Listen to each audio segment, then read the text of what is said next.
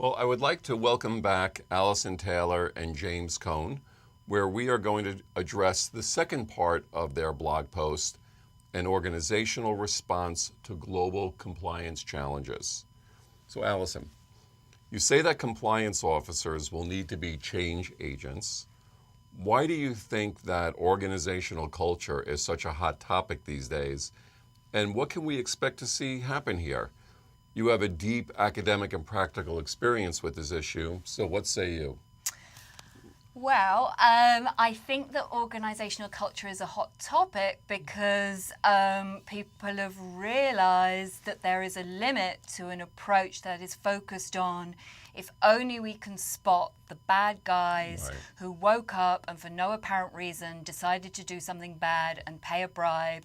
If we can find these people and get rid of them, there'll be no problem. Right. So I think it is becoming increasingly difficult to ignore how much context matters, how much the way the organizational culture will influence behavior. This is a very challenging idea, I think, in the US and Western culture because we love the idea, we're very individualistic, we love the idea that we're masters of our own destiny, but Good and bad, right? exactly. Ideas of organizational culture would argue that the surrounding environment is just as likely to drive your behavior as your personal incentives and goals and whether you're a bad person or a good person. So I think, the focus on culture is also a gift to compliance officers who very often are trying to enforce rules where maybe the wider organizational culture is not supporting the enforcement of those rules and then being held on the hook per the Yates memo if they don't succeed in doing that. So I think that's why compliance officers have welcomed this so much, because they appreciate that they can't make people adhere to rules in a vacuum, and that issues like strategy and incentives and risk management and leadership are critically important. And so we see attention turning to those things. More difficult to regulate, more difficult to measure, so the consultants don't like it. But critically important if you want to drive an ethical company. Well, it's interesting because when you have the regulators and the compliance consultants and sort of the field talking about those same issues, incentives, how you manage risk, I think that shows a significant shift when sort of everybody's agreeing on this issue. Yeah, it's not been everybody, but there seems to be a fascinating trend. to watch this happen over the last few years, and really people trying to think about what a culture of compliance means, how you measure it, how you understand it, and not to say that individual motivation isn't important, but these bad apple theories just really don't hold water anymore. No, agreed. So James, we had an interesting conversation about anti-corruption literacy, and you shared how it is growing. So what do you think are some of the major challenges to the growth of anti-corruption literacy? What are some of the obstacles? Well, one is maybe as much as hyper-transparency is moving forward, in some countries, freedom of press and information is moving backwards. The clampdown on information and the clampdown on using the open data to call for accountability. You can basically call out organizations sometimes, or governments, on human rights violations, but to call them out on theft and call out especially the security sector on theft, not every civil society organization is willing to make that risk. So I would say the risk there and the pullback in some places on freedom of the press is a challenge. Another challenge is just the technology catching up with the context. We're pushing ahead with a laptop to everybody so that they can get information. Let's get everyone connected to the internet, but there's got to be the understanding of the information that's out there. How does it connect to the large system? Corruption and its impact on human rights, it's a global network. It's not always just a localized issue. So getting people also working across contexts, say people living in London with their property housing prices going up, and people in Ukraine who see the theft of their money, having them talk together about how that the relationship of that stolen money is impacting one and the other, and having them work collaboratively isn't necessarily a challenge to it. It's something that needs to catch up. Well, I wonder, has the Panama Papers impacted that? I went ahead and looked on the site where it's very visual, where it just shows the intermediaries, it talks about the accounts, and it's got the lines that connect the whole thing. So it really is a global network, isn't it? Yeah, and I think the Panama Papers were really great. Most people really didn't know what a shell company was, right, or beneficial ownership was a couple months ago. Maybe a lot of people still don't, but it's getting that out there and it's making the connections. If you look at, say, something like the Corruption Perception Index that comes out every year from Transparency International, TI doing a great job at pushing the agenda forwards, but that map comes out every year and it makes corruption look like it's contained within one country. And what the Panama Papers helped show is that no, money travels globally. It goes through different centers and it impacts the populations in different ways along its path. And so hopefully people aren't being cynical towards this too much and shrugging and saying, well, the elites have always fixed the system. Pressure came. Maybe reaction isn't good enough for some, but reaction is coming. There's demand for registry of all ownership of companies. So I hope people are seeing the actual tangible changes and seeing that the system doesn't always have to be rigged, that when new information comes out and people see the connectivity of all these problems, especially of corruption moving globally, that they see that there is an ability to change that system and react to it, and governments are willing to listen to the demands of citizens to make these changes. Interesting. Well, we've had, 2 million people marching in the street in Brazil, so I think there's one example of that. Absolutely. So Alison, let's talk about supply chain oversight. And you talk about how it's getting serious and an evolving ethics and compliance issue. How are companies managing supply chain risks, and how do you think this is changing? The supply chain thing's fascinating. Until now, the dominant approach has been a combination of self-assessments and audits, which, out of interest, quite often are in conflict with the compliance third-party risk processes and going on in completely different departments with nobody speaking to each other. I think companies have, first made the argument that supply chain compliance is too big to handle and not their problem. However, awful things keep happening, and so far what you've seen is there'll be a horrible violation of human rights in a supply chain. I'm thinking of Rana Plaza in Bangladesh. I'm thinking of conflict minerals. Lots of scrutiny now about forced labor in the Gulf. And then there'll be a coalescence of energy and collaboration to solve that problem. But it's issue-driven and it's reactive to something that happens. I think what you're starting to see now is regulators, and California and the UK have started, starting to look at management of supply chain risk as a whole. If you are a company, say a giant mining company with an enormous complicated supply chain, the idea that you are held responsible for what goes on in your supply chain is terrifying and overwhelming. So I think this will sort of happen slowly. What I would predict over the long term is there'll be some sort of analogy to the idea of adequate procedures, of what is best practice, what do you need to do to manage risk in your supply chain, and there'll be an increasing, in the same way we've seen with bribery and corruption, an increasing consensus about what good practice looks like. That's that forward-looking result from hyper-transparency. Exactly. So let's talk about training for a second. How do you think, and this question's to you both, how do you think that training can be used as a tool to help move transparency and anti-corruption measures away from a box-ticking exercise and into a value closely held by the organization? What might be some of the opportunities there?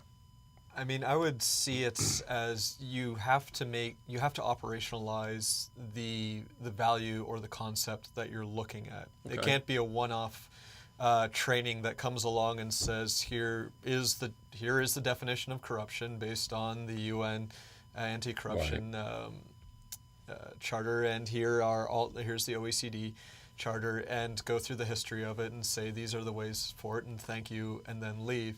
It's got to be worked through. It's got to be done step by step, and I think, as Alison said, it's an organic process of co-learning between compliance departments, ethics professionals, seeing what the challenges are that companies face and helping them develop responses based on the values that any company wants to get across.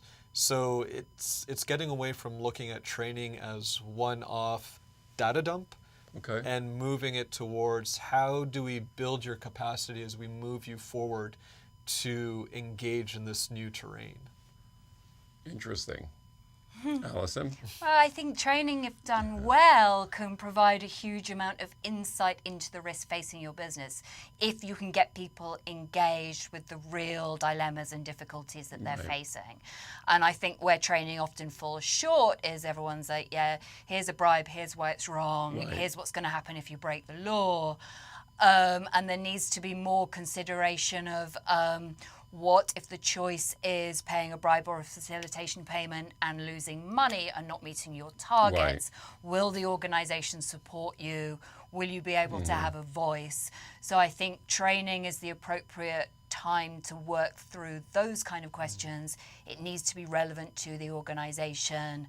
The idea of sort of clicking through a multiple choice while you're on a conference doing call. Something else. Yeah, it's not. It's still the dominant model, and I understand costs an issue, but I think we have to look on training as a real opportunity to understand how people are experiencing the challenges that the organization may be facing in these areas, and then how effective the risk mitigation processes are. I've read about adaptive training of late in terms of trying to understand what the user might already know and moving forward into areas that might be more challenging in the interface. So that sounds like another way of doing a little bit more than just ticking the box while you're doing something else on your laptop. So let's talk about, in your article, you conclude, quote, compliance and ethics department will need to incorporate into their strategies the connections among corruption, human rights violations, and the conflicts they drive. They must underline not just the legal ramifications of corruption, but its larger impact, end quote. So from both of your perspectives and experiences, what might that mean to a compliance program, a risk assessment, and the due diligence process? I'll let you take your pick from those three. James.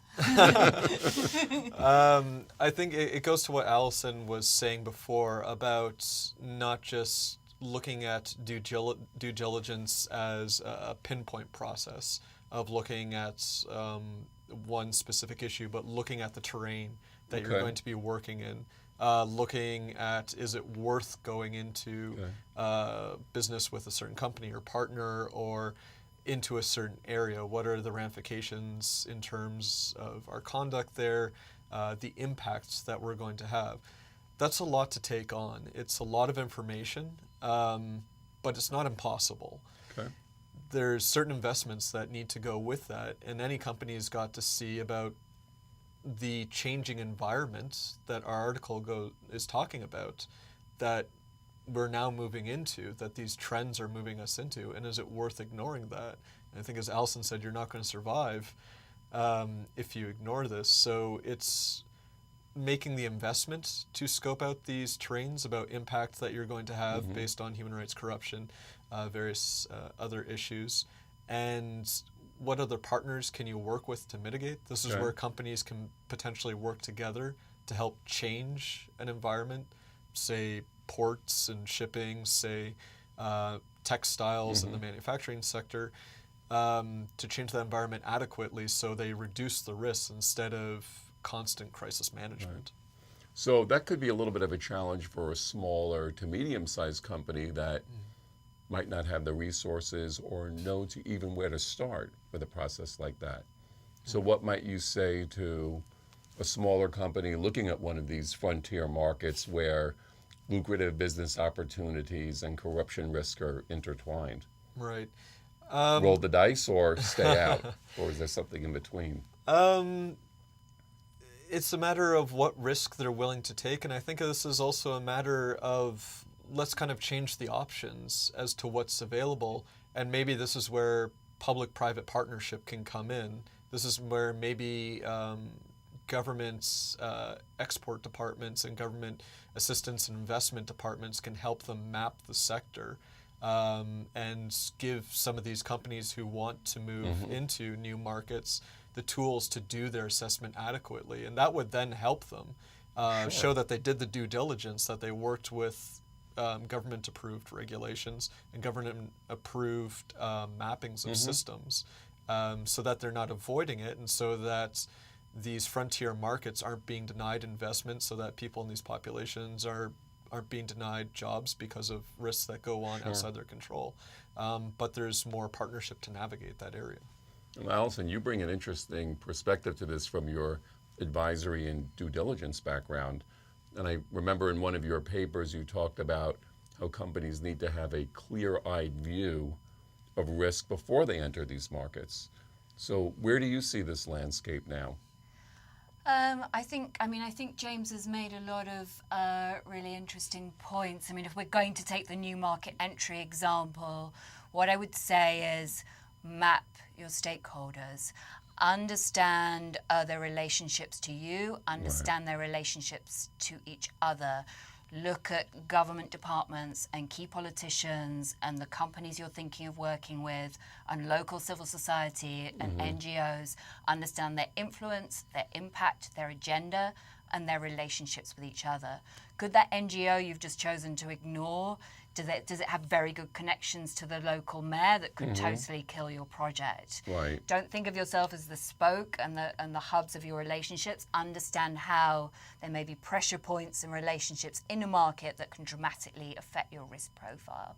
And I like this tool because it's also hugely useful for understanding commercial risk and opportunity. Like, I think as a whole we need to move away from we've ticked that box, it's okay, and put due diligence and risk assessment in this kind of wider commercial context, as well as just we'll try and avoid getting caught for paying bribes. So I think looking at the system and where you fit in it and what you can influence and what you can't is where you need to start. And that might sound expensive, but will save you a ton of money not going into places that might prove disastrous for you. And it sounds like there's no magic data set here, that this information comes from multiple areas. Some might be public and some might be through an advisory service. Well, I think, we've talked a lot about hyper-transparency and how everything's public. I mean, we're forgetting a load of corporate registries still aren't. You're still needing manual filings. Litigation records aren't available. We're still managing and interpreting unreliable data and trying to find reality. I think FCPA due diligence is in crisis. There needs to be a dramatic rethink. The costs are out of control. The approaches aren't working. And I would expect to see a lot of changes in that field over the next couple of years. I sure hope so. I think they're long overdue. Well, I'm going to have you both back to talk about that next. So thank you for your time today. Thank you for your guest blog. And we'll look forward to continuing the conversation. Thanks for having us, Richard. My pleasure.